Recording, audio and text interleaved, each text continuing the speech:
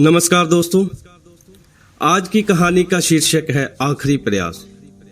एक समय की बात है, एक राज्य में एक प्रतापी राजा राज करता था।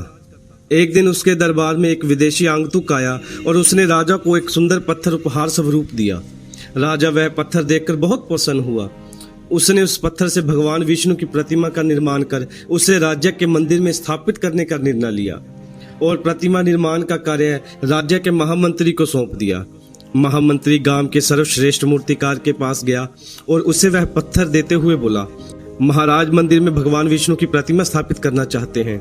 7 दिवस के भीतर इस पत्थर से भगवान विष्णु की प्रतिमा तैयार कर राजमहल पहुंचा देना।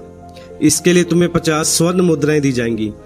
50 स्वर्ण मुद्राओं की बात सुनकर मूर्तिकार खुश हो गया और महामंत्री के जाने के उपरांत प्रतिमा का निर्माण कार्य प्रारंभ करने के उद्देश्य से अपने औजार निकाल लिए। अपने औजारों में से उसने एक हथौड़ा लिया और पत्थर तोड़ने के लिए उस पर हथौड़े से वार करने लगा, किंतु पत्थर जस का तस रहा। मूर्तिकार ने हथौड़े के कई बार पत्थर पर किए, किंतु पत्थर नहीं टूटा।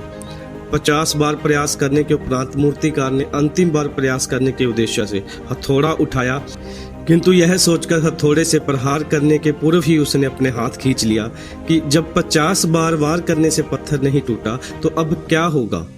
वह पत्थर लेकर वापस महामंत्री के पास गया और उसे यह कहकर वापस कर आया कि उस पत्थर को तोड़ना नामुमकिन है, इसलिए इससे भगवान विष्णु की प्रतिमा नहीं बन सकती। महामंत्री को राजा का आदेश हर स्थिति में पूर्ण करना था, इसलिए उसने भगवान विष्णु की प्रतिमा निर्मित करने का कार्य गांव के एक साधारण से मूर्तिकार को सौंप दिया। पत्थर लेकर मूर्तिकार ने महामंत्री के सामने ही उस पर हथौड़े से प्रहार किया और वह पत्थर एक बार में ही टूट गया। पत्थर टूटने के बाद मूर्तिकार प्रतिमा बनाने में जुट गया। इधर महामंत्री सोचने लगा कि काश पहले वाले मूर्तिकार ने एक अंतिम प्रयास और किया होता तो सफल गया होता और 50 स्वर्ण मुद्राओं का हकदार बनता। सीख मित्रों, हम भी अपने जीवन में ऐसी परिस्थितियों से दो चार होते रहते हैं। कई बार किसी कार्य को करने के पूर्व या किसी समस्या के सामने आने पर उसका निराकरण करने के पूर्व ही हमारा आत्मविश्वास डगमगा जाता है और हम प्रयास किए बिना हार ही मान लेते हैं। कई बार हम 1-2 प्रयास करने में असफलता मिलने पर आगे बढ़ने का प्रयास करना छोड़ देते हैं, जबकि हो सकता है कुछ प्रयास और करने पर कार्य पूर्ण हो जाता या समस्या का समाधान हो जाता। यदि जीवन में सफलता प्राप्त करनी है तो बार बार असफल होने पर भी तब तक प्रयास करना नहीं छोड़ना चाहिए जब तक सफलता नहीं मिल जाती।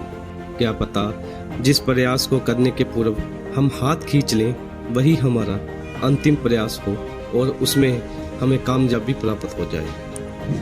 वीडियो अच्छी लगे